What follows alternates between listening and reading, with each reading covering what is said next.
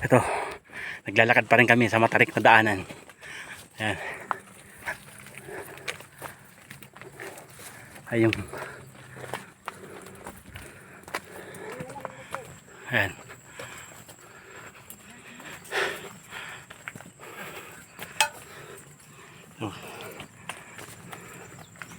Ayan na, may liwanag na. Kanina puro hamog. Puro na, nakakita na natin yung syudad. Ayan, nakakita na rin sa wakas yung ano, yung liwanag. Ayan, sa ilalim kami ng bundok. Parang walang pawis eh.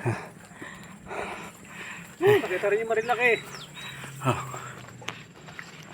Kakaibang klase yung lupa rito, kulay pula. Oh. Ang maganda sa alaman. Oh. Ano ba ito? Kulay pula yung lupa rito. Mga katutubo nakatira dito. Mo!